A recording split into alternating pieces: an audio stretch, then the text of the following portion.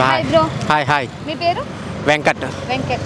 So NTR గారిది Devara glimpse వచ్చాక చూసారా? గ్లిమ్స్ ఒక్కసారి చూడటం ఏందండి, ఇప్పటికే 20 టైమ్స్ చూశాను. 20 టైమ్స్ ఆ ఎలివేషన్ సీన్స్ కానీ, ఆ ఫైట్ ఏదైతే ఉంది కానీ, నిజంగా ఈ సముద్రం చేపలను కని ఉంటే ఎక్కువ నెత్తుర్ని కత్తుల్ని చూసి ఉంటుంది. అందుకని ఈ సముద్రాన్ని ఎర్ర సముద్రం అంటారనే ఒక డైలాగ్, ఒకే ఒక డైలాగ్ అయినా కానీ గూస్ బంప్స్ వస్తున్నాయి. నిజంగా చెప్తున్నాను.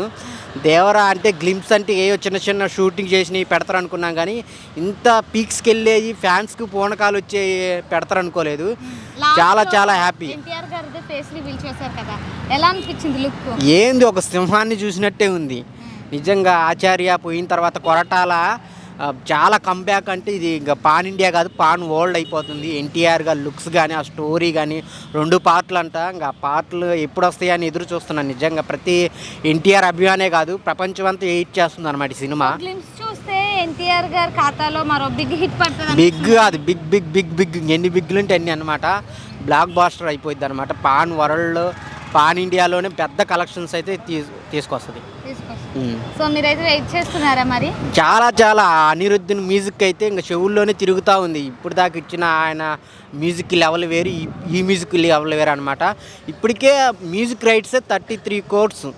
ఏ సినిమాకి అన్ని రైట్స్ తీసుకోలేదు అంత అమౌంట్. ఈ సినిమా తీసుకుందంటే దాంట్లో ఉన్న కంటెంట్ కానీ, ఆ మ్యూజిక్ కానీ, అనిరుద్ధన్ కానీ, కొరటాల ఎన్టీఆర్ కాంబినేషన్ పిచ్చి పీక్స్కుంటుంది. ఇంకా అసలు ఫ్యాన్స్ అందరూ గుండె మీద చేసుకొని చూడొచ్చు అనమాట.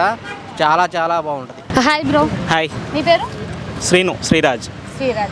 ఓకే, దేవరా గ్లిమ్స్ వచ్చాయి చూసారా ఎన్టీఆర్ గారు? చూశానండి. ఎలా అనిపించింది? సీన్స్ ఎలా అనిపించాయి? ఎలివేషన్స్ ఎలా అనిపించాయి? నెక్స్ట్ లెవెల్ అండి.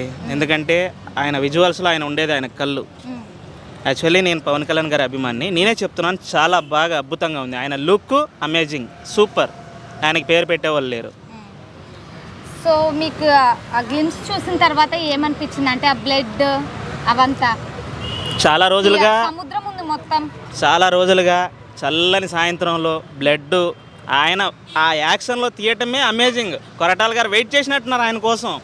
ఆ రేంజ్లో ఉండటం మరి జనాలకి ఎంత ఇష్టపడతారు అంటే, ఇప్పుడు సందమామ సైలెంట్గా ఉన్నంతసేపే, అది వైలెన్స్ అయితే ఎన్టీఆర్ గారు అలా.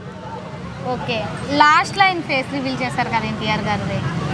నేను అదే చెప్తున్నాను, చాలా రోజులుగా ఎన్టీఆర్ గారి లుక్ మనకి రాఖీలో చూసాం.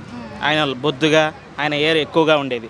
కానీ ఈయన ఇప్పుడు స్మార్ట్గా హెయిర్ ఒక రేంజ్లో సేమ్ రాఖీ హెయిర్లో ఈయన ఉండటం జనాలు చాలా ఇష్టపడతారు. ఎన్టీఆర్ గారు అంటేనే ఆయన ఉండేదానికి నిండు చందమామ లాంటి ఆయన. ఆయనకి ఆ విధంగా ఫ్యాన్స్ ఫాలోయింగ్. చాలా గ్యాప్ తర్వాత దేవరా రిలీజ్ అవబోతుంది పార్ట్ 1 కదా.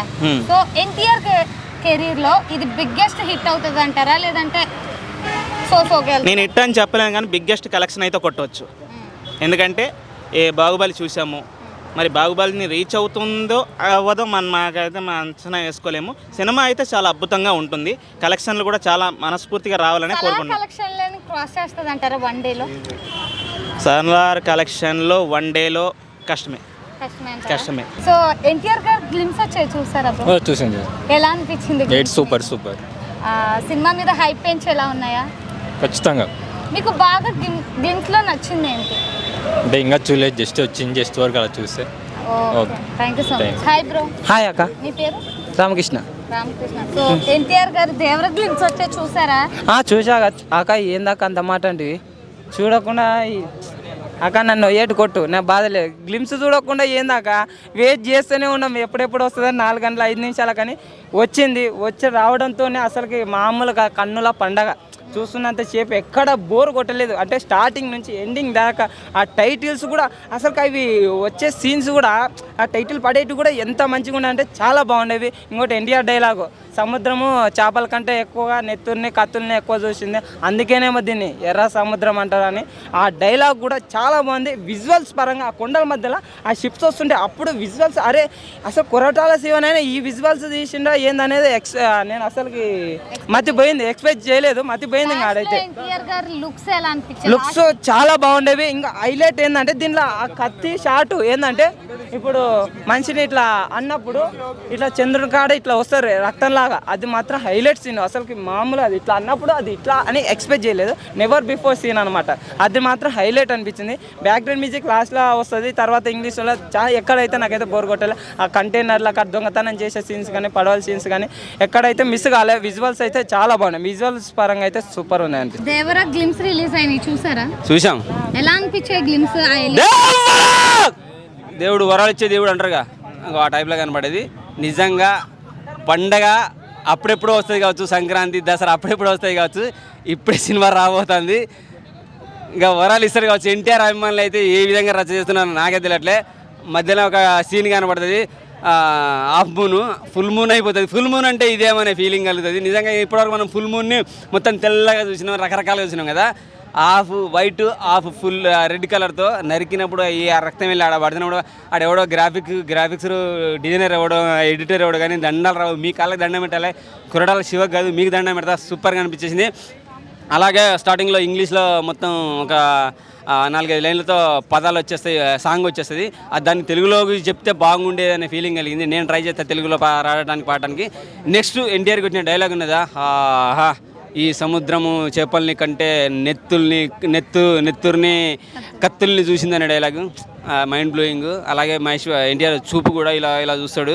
లాస్ట్ లో లుక్ ఎలా అనిపించింది కూర్చొని వర్షంలో? అసలు ఖతర్నాక్. అప్పుడప్పుడు బాలయ్య బాబు కత్తులతో కదా కంటి చూపుతో చంపేస్తానడుగా. ఇప్పుడు కంటి చూపు పదును ఎలా ఉంటుందో మాకు కనపడేది. ఆయన కత్తులతో కంటి చూపుతో చంపేస్తాడు కదా, దాని పదునేది మాకు ఇప్పుడు కనపడేది మస్తు. అలాగే రాజమౌళి తర్వాత ప్రతి ఒక్కరు హ్యాట్రిక్ కొట్టేస్తారు ఫెయిల్యూర్లో. ఇప్పుడు మనోడు దాన్ని బ్రేక్ చేసేస్తాడు. ఖచ్చితంగా హిట్ కొట్టబోతున్నాడు రాజమౌళి సినిమా తర్వాత. ఓకే అండి, థ్యాంక్ యూ సో మచ్. కానీ ఒక రిక్వెస్ట్ అండి, మీరు ఎప్పుడు ఇంకొకరికి బైక్ చెప్పినప్పుడు ఇలా అరవకుండా సోలు పోయేట్టున్నారు.